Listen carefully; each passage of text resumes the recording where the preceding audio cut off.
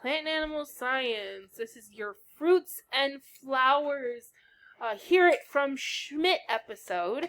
Now we talked about stems and leaves. We're gonna focus more so on fruits. Fruits are determined by their structure and not all what you might determine as a vegetable might actually be a fruit, and I'm here to help you kind of discover that distinction between fruits and vegetables. So, what characterizes a fruit? Now, a fruit is a matured ovary of the plant. And so there's two major types of fruits. There's seed-bearing and without seed. Now, there's different types of simple fruits. And so simple fruits are characterized as fleshy fruits that develop into a soft tissue. These are things like berries, which are like a pulpy fruit with few to many seeds. These are things like grapes, tomatoes, papayas. Hesperidium. This is a leathery rind with an inner pulp full of juice sacs, which is citrus, could be any citrus, so that's like limes, lemons, oranges, tangerines. And then we have pepo, which is a fruit bearing many seeds, usually thick with a hard rind. This is something like melons and zucchinis. Yes, zucchinis are a fruit. Dry, fleshy fruits.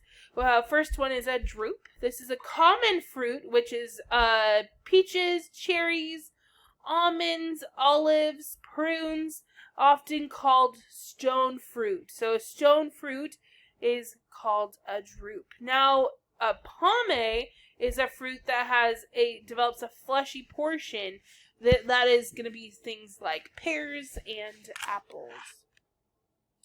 So then we have compound fruits. Compound fruits, so there's two different types. There's aggregate fruits, which are developed from many ovaries from one flower. This is something called it could be raspberries and blackberries. So if you've looked at a raspberry or blackberry, they have those small individual little pockets of flesh. That is a compound fruit. So there's multiple. And then we have multiple fruits, which are developed several to many separate flowers fused into single structure. Oh, excuse me. This would be like a fig. Now, to know the difference, the aggregates come from one flower. Multiple fruits come from several flowers. So that is the difference between that. And then we have an accessory fruit. This is a fruit that develops from parts other than an ovary. This is something that is not an ovary. And so one that just falls into that category is a strawberry. If you take a look at it, where are the seeds on a strawberry? It is going to be on the outside. They coat the outside of that fruit, and they're technically not an ovary, but they're something that is grown. They're grown from a different part of the flower. So then we have flowers. Their flowers are beautiful and have lots of uses. There's edible flowers, there's medicinal uses, but there's certain parts of the flower that kind of ensure its ability to reproduce. So just like humans, there is male and female parts.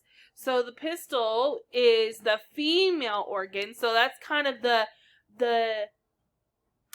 general term for all like the female parts, but then within the pistil there's three different female parts. So within the pistil there is an ovary, which actually bears the female gametes and the ovules. They have the style, which connects the ovary and the stigma, and then we have the stigma.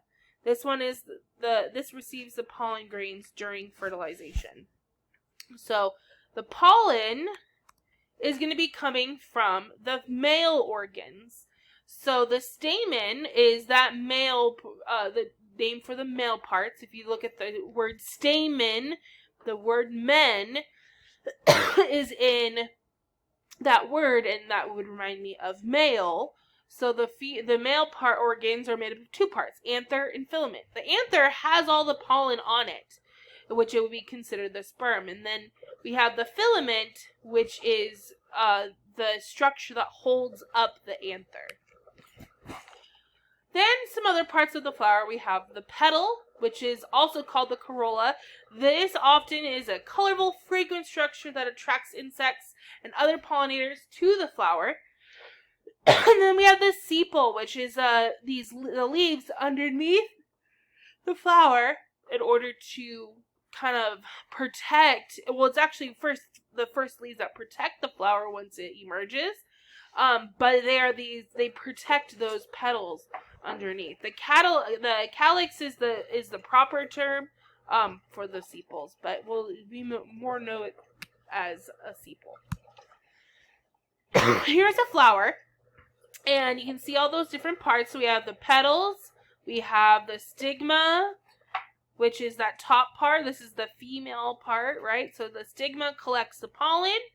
The style, so the pollen from the anther, these are the male parts, will get onto the stigma, and then it will travel down this tube-like structure, which is the style, and it will go down to the ovary and the ovule and fertilize, and then this part of the flower will then start to grow into a fruit.